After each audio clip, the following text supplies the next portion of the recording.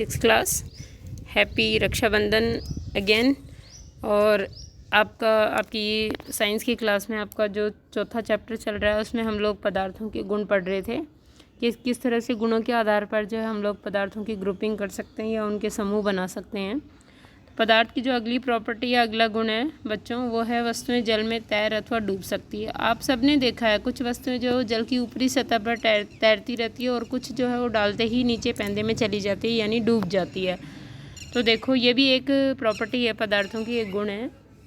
इसके लिए हम लोगों ने क्रियाकलाप 4 करेंगे। हम लोग क्रियाकलाप 4 करते समय आपने ये ध्यान दिया होगा कि जल में एविले ठोस जल से पृथक हो जाते हैं। ये हम लोग पहले कर चुके हैं। क्रियाकलाप 4, 4.1, 4.2, 4.3 हमने किया था। उसमें देखा था कि 5 बीकर लिए थे, किसी में तेल डाला, किसी में जल डाला, किसी में मिट्टी डाली और किसी में चॉक पाउडर डाला। ठीक है, तो उसमें से कुछ वस्तुएं तो पूरी तरह से विलीन हो गई, जल के अंदर घुल गई, और कुछ वस्तुएं जो है वो घुली नहीं, पैंदे में बैठ गई। तो उस हिसाब से वही उसी क्रियाकलाप के लिए कह रहा है कि क्रियाकलाप 4 करते समय यह ध्यान दिया होगा आपने कि जल में एविले ठोस जल से पृथक हो जाते हैं, यानी अलग हो जाते हैं और पैंदे में चले जाते हैं। क्रियाकलाप 5 में भी आपने कुछ द्रव्यों के साथ ऐसा ही किया, डाला था ना, सिरका, एसिटिक एसिड, नींबू की शिकंजी वगैरह मिलाए थे। लास्ट वीडियो में आप देखना, आपको मिल जाएंगे दोनों क्रियाकलाप। ऐसा ही देखा होगा। इनमें से कुछ पदार्थ जो जल में मिश्रित नहीं हो पाए वे जल के पृष्ठ पर तैरते हैं। देखो इधर देखो, ये आपको बीकर के अंदर दिखा रखा है कि कुछ चीज़ें तो है जो जल में तैरती है और कुछ चीज़ें नीचे बैठ जाती हैं। देखो ये चाबी है, कुछ भारी वस्तुएं नीचे पैंदे में आ गई है, जबकि कुछ वस्तुएं जो है हल्की है, वो लाइट वेट यहाँ तैर रही है। इस तरह से कुछ वस्तुएं जल में तैरती और कुछ डूब जाती है। जल में आकर तैरने लगे, अन्य डूबकर गिलास की तली में पहुंच गए थे। क्या यह सही नहीं है? हम ऐसे बहुत से उदाहरण देखते हैं जिनमें पदार्थ जल में तैरते रहते हैं अथवा डूब जाते हैं। चित्र 4.6 में अभी ऊपर दिखाया मैंने आपको। किसी तालाब की सतह पर गिरी सूखी पत्तियाँ, वह कंकड़ जो आप इसी तालाब में फेंक देते हैं। मारते हो ना कई बार पानी में कंकड़ जाते हुए।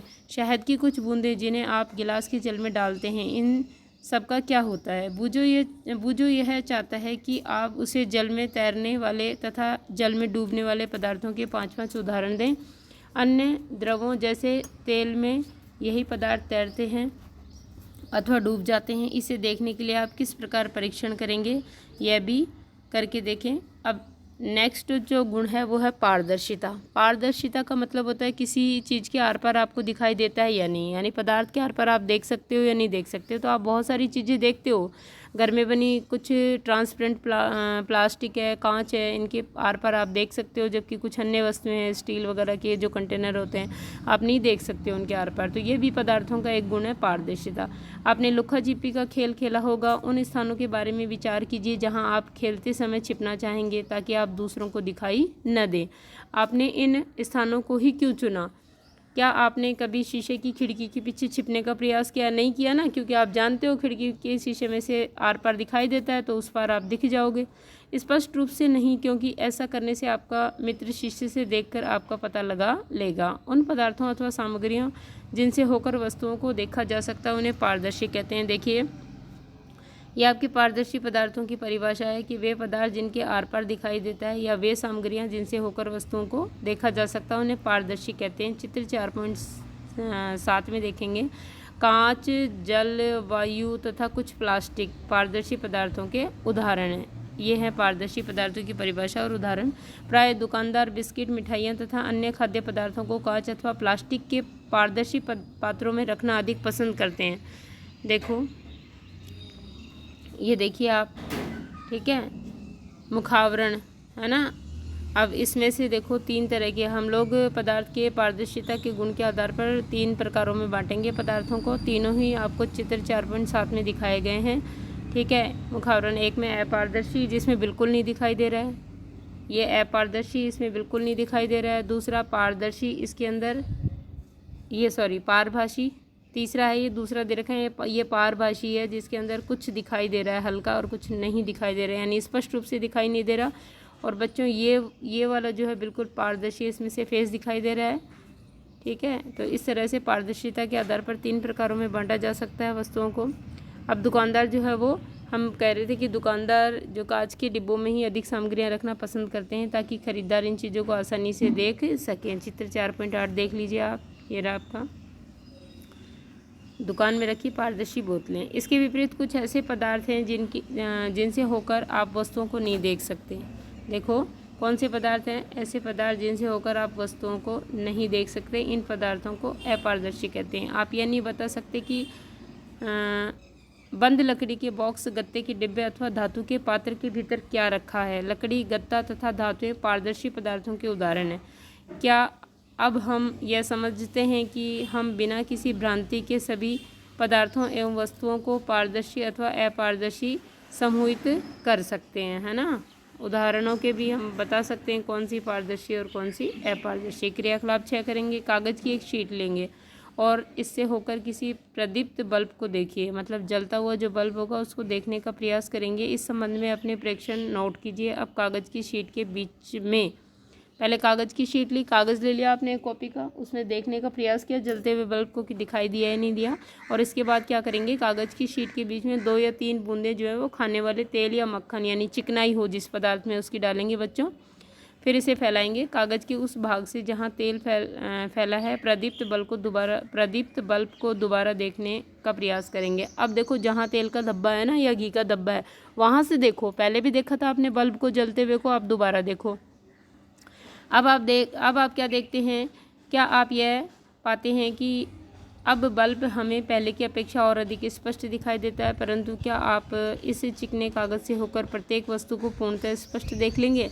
नहीं देख सकते। यानी पहले बल्ब बिल्कुल नहीं दिख रहा था, फिर जब तेल या घी का धब्बा लगा तो उसमें से बल्ब की रोशनी हमें दिखने तो लगी लेकिन बिल्कुल स्पष्ट नहीं दिखाई दे रही है, क्लियर दिखाई नहीं दे रही है। कदाचित नहीं, ऐसे पदार्थ जिनसे होकर, तो यह आपका तीसरे तरह का पदार्थ आ गया है। ऐसे पदार्थ जिनसे होकर वस्तुएं देखी तो जा सकती हैं परंतु बहुत स्पष्ट नहीं देखी जा सकती, उन्हें पारभासी कहते हैं। ठीक है, जैसे अभी हमने कागज़ पर तेल लगाकर उसे पारभासी बनाया।